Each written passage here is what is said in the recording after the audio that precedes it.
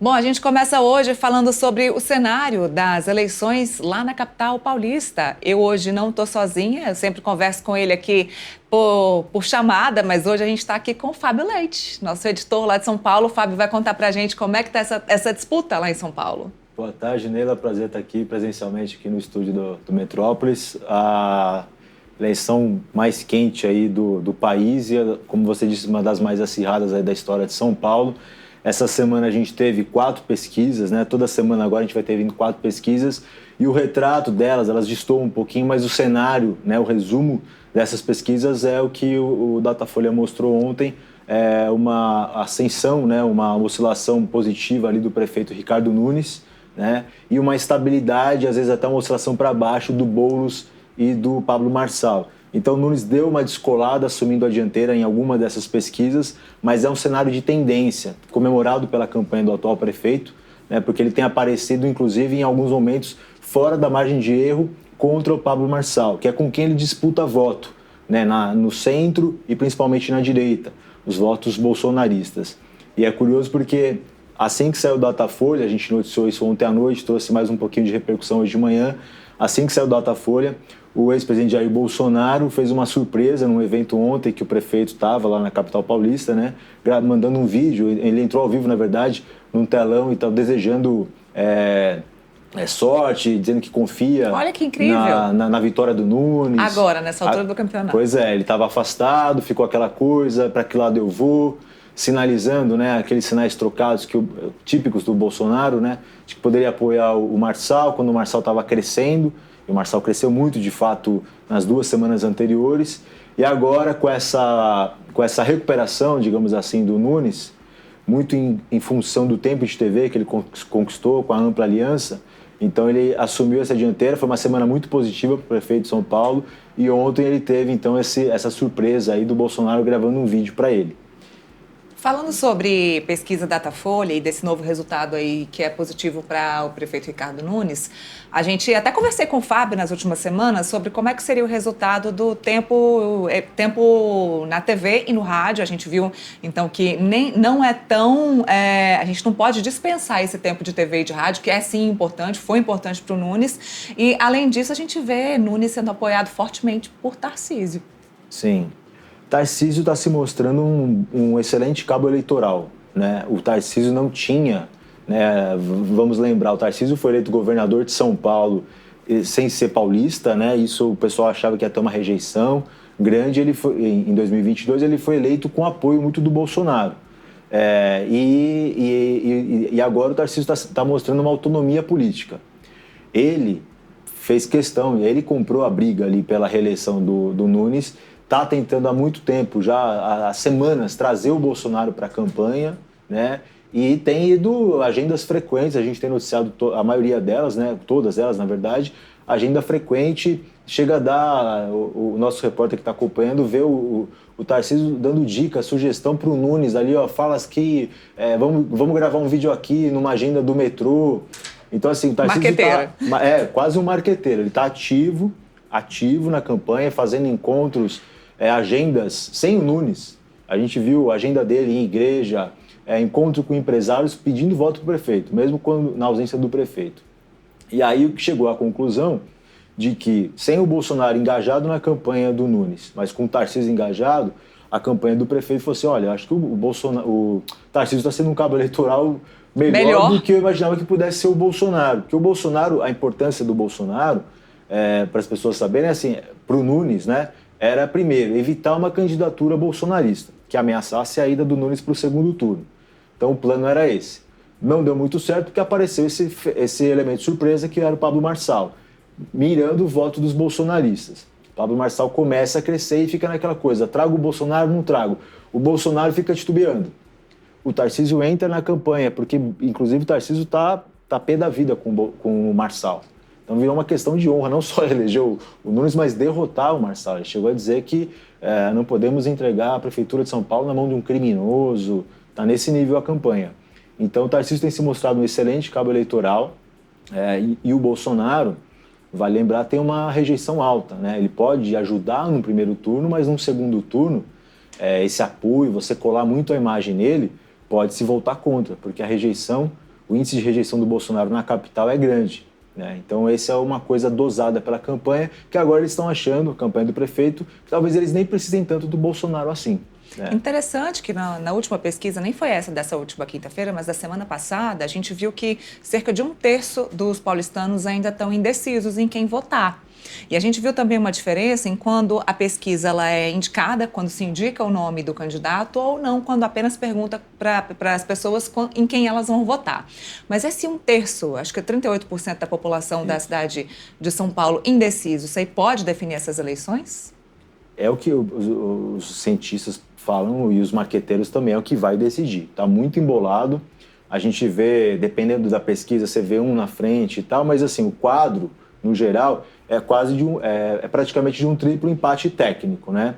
E aí, como você está muito embolado, quem está na dianteira ali começa a ganhar mais fôlego, mais tração, tendência, conta muito em campanha, né? Então, você ter uma tendência de alta na reta final do primeiro turno, ela pesa muito, porque depois vira uma avalanche. E por que vira uma avalanche? Porque atrai o voto útil.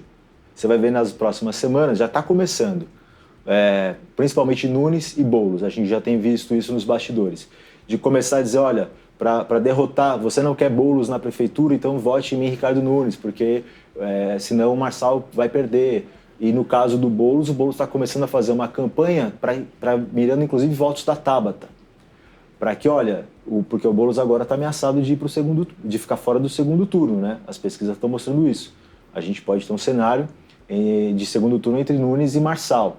Então vai começar uma campanha mirando votos da esquerda ou centro-esquerda de que, olha, o Boulos precisa estar no segundo turno para evitar uma vitória do Marçal ou do Nunes. Então há uma expectativa até de que a Tabata desidrate um pouco até o fim do primeiro turno, e o Datena a gente está vendo aí derretendo, né? E vai derreter a tendência, né? Não posso afirmar, mas um desidratou, o outro derreteu. O outro derreteu, porque o Datena chegou a ter 19 pontos e agora está com 8, 7, dependendo da pesquisa. A Tabata, dependendo do levantamento, ultrapassou numericamente o Datena. E a gente já fez a sabatina essa semana, né? Fizemos já, até fazer a propaganda aqui da sabatina que a gente fez, entrevista com a Tabata e com o Datena essa semana, na próxima semana com os outros 3 candidatos. E o Datena muito, inclusive, incomodado, fica nervoso quando se questiona sobre isso, né? Sobre o desempenho dele. E é fruto, inclusive, de uma postura dele de estar frustrado. Ele achou que ele ia ser o elemento surpresa, né? Porque a gente já está com uma eleição polarizada há um bom tempo entre Nunes e Boulos. Sim. Ele achou que ele seria o elemento surpresa e o elemento surpresa virou o Pablo Marçal. Então ele foi encolhendo. Só que a gente tem visto parte dos votos do Datena migrando para o Marçal, mas também muitos para o Ricardo Nunes. Então, esse crescimento do Nunes foi tirando votos do Datena. A gente também não pode dizer que todos os votos do PT vão para Guilherme Boulos, pelo que a gente está vendo, então. Do PT, eu acho que assim, falta ainda, a campanha é uma avaliação da campanha do Boulos, que falta ainda colocar na cabeça do eleitor que o Boulos é o candidato do Lula.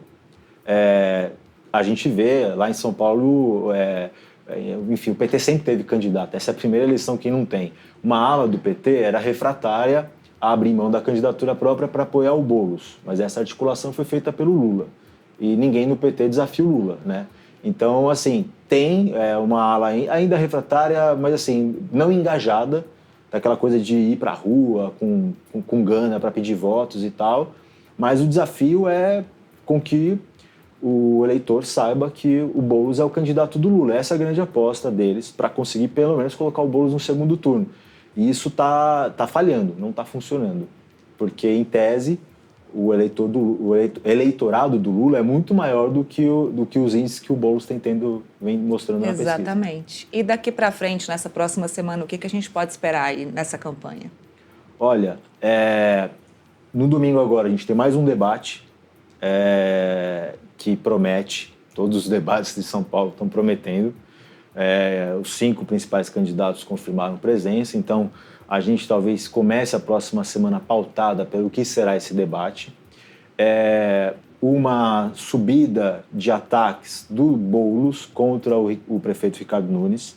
A campanha do Boulos percebeu que precisa bater mais no prefeito, já começou a levar para o ar algumas peças, né, falando de máfia das creches, lembrando alguns episódios, algumas suspeitas envolvendo a gestão dele, né?